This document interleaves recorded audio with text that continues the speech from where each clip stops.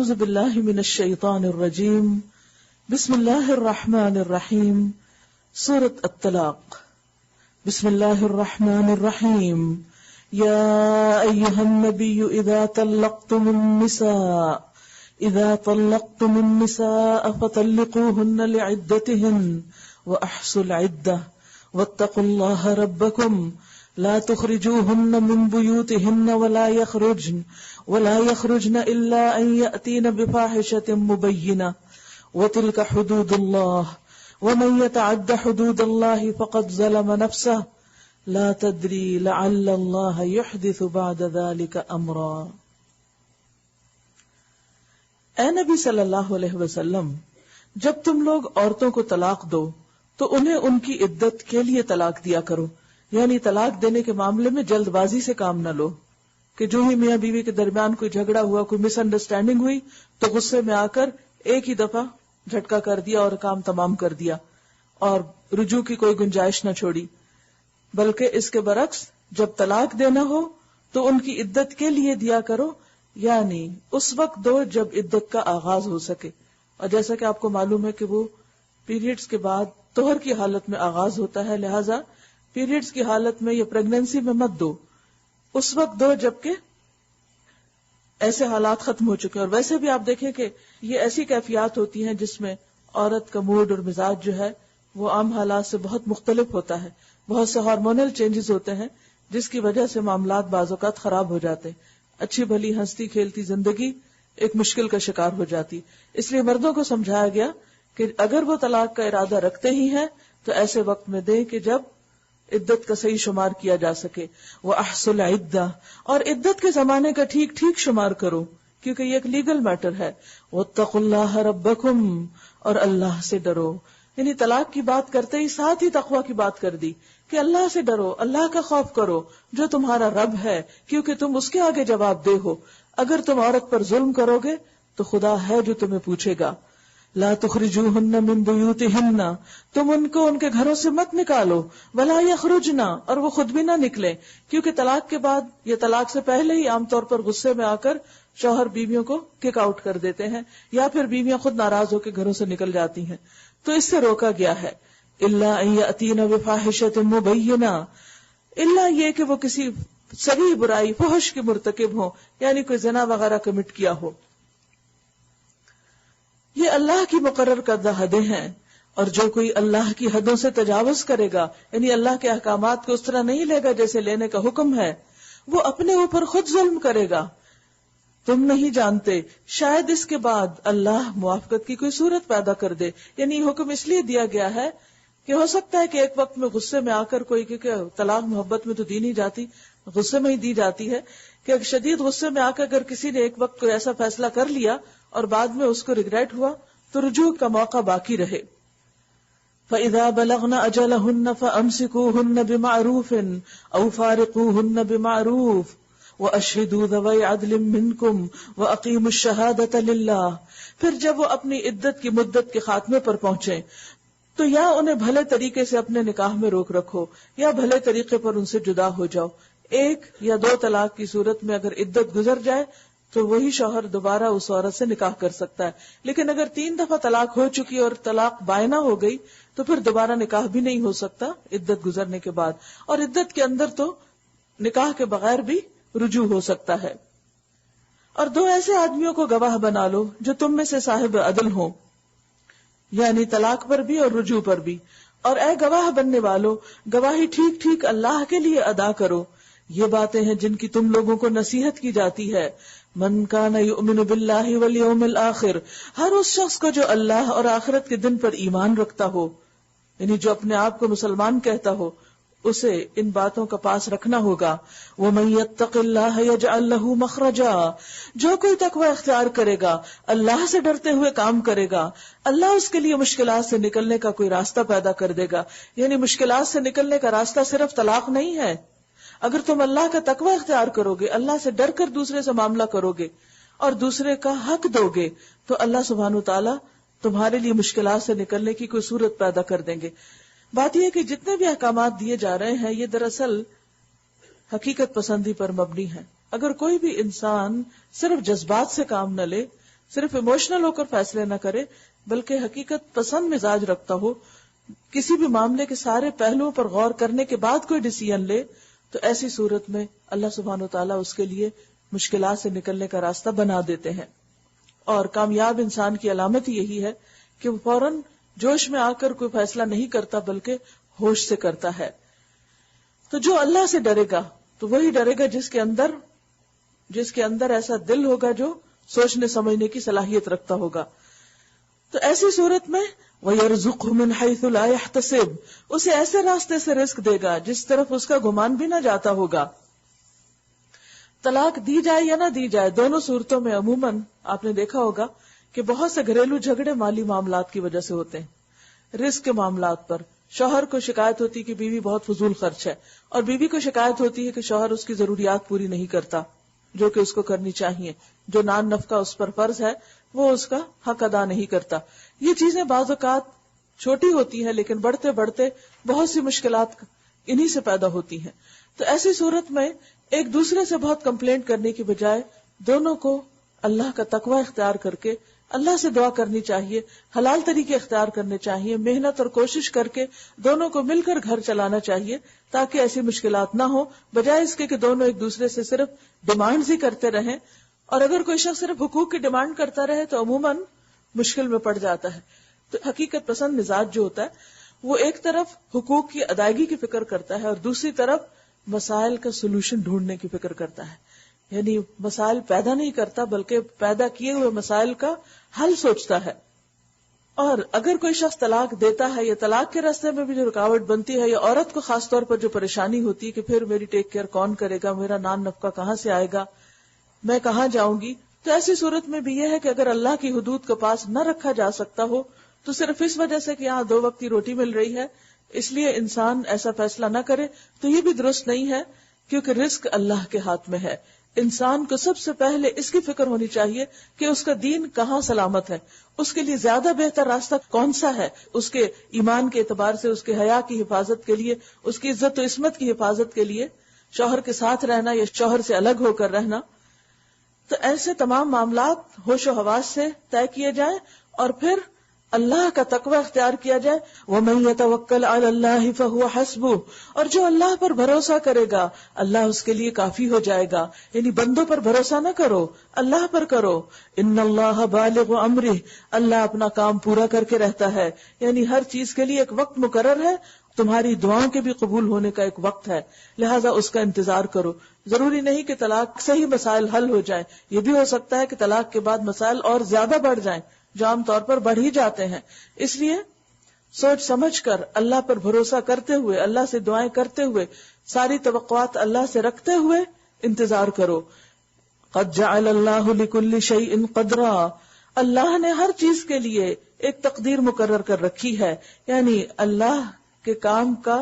ایک طریقہ ہے، اس کی ایک پلاننگ ہے اور کام اس کے طریقے پر ہوتے ہیں، ہماری چاہت کے مطابق نہیں ہوتے کہ ہم جلد باز ہو کر جب کسی چیز میں فوراً فیصلہ چاہیں تو اسی طرح ہماری مرضی کے مطابق ہو جائے۔ واللائی یئسن من المحید، اور تمہاری عورتوں میں سے جو حیض سے مایوس ہو چکی ہوں، یعنی سن یاس میں ہوں، مینوپاز سے گزر چکی ہوں، ان کے معاملے میں اگر تم لوگوں کو کوئی شک لاحق ہے تو تمہیں معلوم ہو کہ ان کی عدت 3 مہینے ہے، یعنی طلاق کے دن سے لے کر 3 مہینے تک، اور ہجری مہینے شمار ہوں گے۔ اور یہی حکم ان کا ہے جنہیں ابھی حیض نہ آیا ہو، یعنی چھوٹی لڑکیاں جن کا نکاح بالغ ہونے سے پہلے کر دیا گیا ہو۔ اور حاملہ عورتوں کی عدت یہ ہے کہ ان کا وضع حمل ہو جائے،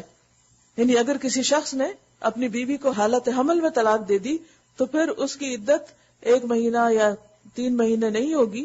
بلکہ پوری مدت حمل ہوگی، خواہ وہ 9 مہینے ہی کیوں نہ ہو۔ وَمَن يَتَّقِ اللَّهَ يَجْعَل لَّهُ مِنْ أَمْرِهِ يُسْرًا، تقوی کے فوائد، جو شخص اللہ سے ڈرے اس کے معاملے میں وہ سہولت پیدا کر دیتا ہے۔ اگر شوہر اور بیوی دونوں اللہ سے ڈر کر ایک دوسرے کا حق دینے لگے تو معاملات آسان ہو جائیں گے، لیکن اگر اللہ کا ڈر نہ رہے اور انسان صرف اپنی خواہشات اور اپنی ڈیمانڈز کو ہی لے کر بیٹھ جائے اور سیلف پٹی کا شکار ہو اور صرف یہی واویلا کرتا رہے کہ اس کے حقوق اسے نہیں مل رہے، تو پھر حقوق ملنا مشکل ہے۔ ذالک امر اللہ انزلہ الیکم، یہ اللہ کا حکم ہے۔ جو اس نے تمہاری طرف نازل کیا ہے. کس لیے نازل کیا ہے؟ تاکہ تم صبر سے کام لو، تقوی سے کام لو، ان احکامات پر عمل کرو. پھر تقوی کا فائدہ وَمَن يَتَّقِ اللَّهَ يُكَفِّرْ عَنْهُ سَيِّئَاتِهِ وَيُعْظِمْ لَهُ أَجْرًا. جو اللہ سے ڈرے گا اللہ اس کی برائیوں کو اس سے دور کر دے گا اور اس کو بہت بڑا اجر دے گا. یعنی دو فائدے، ایک تو یہ کہ تقوی کی وجہ سے گناہ معاف ہونے لگیں گے اور جب گناہوں کا بوجھ اترے گا تو اللہ کی رحمتیں آئیں گی. اور دوسرا یہ کہ جو شخص اللہ کا تقوی اختیار کر کے صبر کرتا ہے، حق نہ ملنے کے باوجود دوسرے کو اس کا حق دیتا ہے، ایسے شخص کا اجر اللہ کے پاس ہے اور وہ اجر کو کئی گنا بڑھا کر دے گا. ہم انسانوں کی خدمت، خوشامد، حقوق کا خیال اس لیے رکھتے ہیں تاکہ وہ ہماری کیئر کریں، اور بعض اوقات ان کی طرف سے ہمیں کوئی اچھا رسپانس نہیں ملتا. نتیجہ کیا ہوتا ہے؟ مایوسی، دکھ، افسوس، پریشانی. لیکن ایسے میں پریشان ہونے کی ضرورت نہیں. کسی کے ساتھ بھی کوئی معاملہ کریں، چاہے والدین کو ان کے حق دیں، چاہے شوہر کو دیں، چاہے بچوں کو دیں، اگر کسی طرف سے بھی کوئی اچھا رسپانس آپ کو نہیں ملتا تو بھی آپ اپنا فرض پورا کرتے رہیں، کیونکہ آپ ایک حقیقت پسند انسان ہیں. اور جو شخص حقیقت پسند مزاج رکھتا ہے وہ یہ دیکھتا ہے کہ کسی بھی کام کو کرنا کیسے چاہیے اور کیوں کرنا چاہیے، اور کسی بھی کام کے کرنے میں کیوں کا سب سے بڑا جواب یہ کہ یہ میرے اللہ کا حکم ہے جو اس نے میری طرف اتارا ہے، اور میں اگر اللہ کے حکم کی پیروی کروں گی تو یقیناً اللہ کے ہاں اجر پاؤں گی. پھر فرمایا اسکنوہن من حیث سکنتم من وجدکم، ان کو زمانہ عدت میں اس جگہ رکھو جہاں تم رہتے ہو، جیسی کچھ جگہ تمہیں میسر ہو، یعنی جیسے حالات میں تم ہو اسی طرح انہیں بھی وہی فراہم کرو، اور انہیں تنگ کرنے کے لیے ان کو نہ ستاؤ، ان کو تنگ کرنے کے لیے ان کو مت ستاؤ، اور اگر وہ حاملہ ہوں تو ان پر اس وقت تک خرچ کرتے رہو جب تک ان کا وضع حمل نہ ہو جائے. پھر اگر وہ تمہارے لیے بچے کو دودھ پلائیں تو ان کی اجرت انہیں دو، یہ بھی ایک پیڈ جاب ہے. اور بھلے طریقے سے اجرت کا معاملہ باہمی گفت و شنید سے طے کر لو، آپس میں نیگوشیشن کرو. لیکن اگر تم نے اجرت طے کرنے میں ایک دوسرے کو تنگ کیا تو بچے کو کوئی اور عورت دودھ پلا لے گی. یعنی آپس میں تم پھر اچھے طریقے سے ایک دوسرے کو رخصت کرو، لیکن لڑائی جھگڑا پسندیدہ نہیں کسی بھی حال میں کہ اپنا جھگڑا ختم ہو تو بچے پہ جھگڑنے لگو. خوشحال آدمی اپنی خوشحالی کے مطابق نفقہ دے، اور جس کو رزق کم دیا گیا ہو وہ اسی مال میں سے خرچ کرے جو اللہ نے اسے دیا ہے. اللہ نے جس کو جتنا کچھ دیا ہے اس سے زیادہ کا وہ اسے مکلف نہیں کرتا، یعنی اس سے زیادہ اس کی پوچھ نہیں ہوگی. بعید نہیں کہ اللہ تنگ دستی کے بعد فراخ دستی بھی عطا فرمائے. وَكَأَيٍّ مِّن قَرْيَةٍ عَتَتْ عَنْ أَمْرِ رَبِّهَا وَرُسُلِهِ فَحَاسَبْنَاهَا حِسَابًا شَدِيدًا وَعَذَّبْنَاهَا عَذَابًا نُكْرًا. کتنی ہی بستیاں ہیں جنہوں نے اپنے رب اور اس کے رسولوں کے حکم سے سرتابی کی تو ہم نے ان سے سخت محاسبہ کیا اور ان کو بری طرح سزا دی. اب یہاں یکایک ان لوگوں کی بات نہیں ہو رہی جو اللہ کو نہیں مانتے یا رسولوں کو نہیں مانتے، یہاں بات ہو رہی ہے ان کی کہ جو اپنے رب اور رسولوں کے حکم کی نافرمانی کرتے ہیں. صرف نماز روزے میں نہیں، ازدواجی زندگی میں بھی، خاندانی معاملات میں بھی، سوشل لائف میں بھی، گھریلو زندگی میں بھی. جب گھر ٹوٹتے ہیں اور گھروں کے اندر ناچاکیاں ہوتی ہیں، بدمزگیاں ہوتی ہیں، تو اس کا اثر صرف 2 افراد پر نہیں، 2 خاندانوں پر نہیں، پوری سوسائٹی پر جاتا ہے. اور سوسائٹی کے اندر بے شمار کرپشن پیدا ہو جاتی ہے، جس کے نتیجے میں اوور آل پھر ایسا ماحول اور ایسی فضا کریٹ ہوتی ہے کہ وہ ماحول اور وہ سوسائٹی پھر اللہ کے غضب کو دعوت دیتی ہے. یعنی اس کا ایک ریپل ایفیکٹ ہوتا ہے جو دور دور تک جاتا ہے. تو اللہ نے جو احکام اتارے، جو بھی قوم، جو بھی لوگ ان احکامات کی پابندی نہیں کریں گے، پیروی نہیں کریں گے اور ان سے سرکشی کریں گے، عتت عن امر ربها، اپنے رب کے اور اس کے رسولوں کے احکام سے روگردانی، سرتابی، سرکشی، تو ہم نے پچھلی قوموں کا حال دیکھو، ان کا سخت محاسبہ کیا اور ان کو بری طرح سزا دی. انہوں نے اپنے کیا کا مزہ چکھ لیا اور ان کا انجام کار یعنی آخرت گھاٹا ہی گھاٹا ہے، نقصان ہی نقصان ہے. وَكَانَ عَاقِبَةُ أَمْرِهَا خُسْرًا، اللہ نے آخرت میں ان کے لیے سخت عذاب مہیا کر رکھا ہے. فَاتَّقُوا اللَّهَ يَا أُولِي الْأَلْبَابِ، اے عقل والو اللہ کا تقوی اختیار کرو. اللہ سے ڈر کے فیصلے کرو، کہیں کسی پہ زیادتی نہ ہو جائے کہ کل پکڑے جاؤ۔ اللہ نے تمہاری طرف ایک نصیحت نازل کر دی ہے، قد انزل اللہ الیکم ذکرا، ایک ایسا رسول جو تم کو اللہ کی صاف صاف ہدایت دینے والی آیات سناتا ہے، تاکہ ایمان لانے والوں اور نیک عمل کرنے والوں کو تاریکیوں سے نکال کر روشنی میں لے آئے، اندھیروں سے نکال کر روشنی میں لے آئے، تاکہ اس روشنی کے مطابق، اس روشنی کی روشنی میں انسان اپنے معاملات کا فیصلہ کرے۔ وَمَن يُؤْمِن بِاللَّهِ وَيَعْمَلْ صَالِحًا، جو کوئی اللہ پر ایمان لائے اور نیک عمل کرے، اللہ اسے ایسی جنتوں میں داخل کرے گا جن کے نیچے نہریں بہتی ہوں گی۔ ہر دفعہ جب جنت کا تذکرہ ہوا ساتھ ہی نہروں کا تذکرہ بھی، اور سورۃ محمد میں تو نہروں کی اقسام اور جس چیز کی نہریں ہیں ان کا بھی ذکر ہو گیا۔ یہ لوگ ان میں ہمیشہ ہمیشہ رہیں گے۔ اللہ نے ایسے شخص کے لیے بہترین رزق رکھا ہے۔ اگر دنیا میں کسی وجہ سے رزق کی کمی ہے، پھر بھی انسان اللہ سے ڈرتے ہوئے صحیح طریقے اختیار کرتا ہے تو اللہ آخرت میں اس کی ساری کمی پوری کر دے گا۔ اللہ الذی خلق 7 سماوات ومن الارض مثلہن، اللہ وہ ہے جس نے 7 آسمان بنائے اور زمین کی قسم سے بھی انہی کی مانند، ان کے درمیان حکم نازل ہوتا رہتا ہے۔ یہ بات تمہیں اس لیے بتائی جا رہی ہے تاکہ تم جان لو کہ اللہ ہر چیز پر قدرت رکھتا ہے، اور یہ کہ اللہ کا علم ہر چیز پر محیط ہے۔ یعنی آسمانوں کی طرح زمینیں بھی زیادہ ہیں لیکن ہمارے علم میں نہیں، کہاں ہے کیا ہے، وہاں بھی اللہ اپنے احکامات بھیجتا رہتا ہے۔ بات یہ کہ وما یعلم جنود ربک الا ھو، اللہ کے لشکروں کو اس کے سوا کوئی جانتا نہیں۔ لا یحیطون بشیء من علمہ الا بما شاء، اللہ کے علم میں سے کوئی احاطہ نہیں کر سکتا، کوئی ڈھونڈ ہی نہیں سکتا ایسی چیزوں کو مگر یہ کہ جو اللہ خود چاہے کہ کتنا کس کو دینا ہے۔ تو جس رب نے یہ سب کچھ بنایا، اسی رب نے یہ احکامات تمہارے لیے نازل کیے، اگر تم ان پر عمل کرو گے تو دنیا اور آخرت کے فائدے اٹھاؤ گے، اور اگر تم نے صرف جذباتیت میں آ کر فیصلے کر دیے اور اپنی مرضی کرنا چاہی تو پھر نقصان اٹھاؤ گے، صرف دنیا کا نہیں آخرت کا بھی۔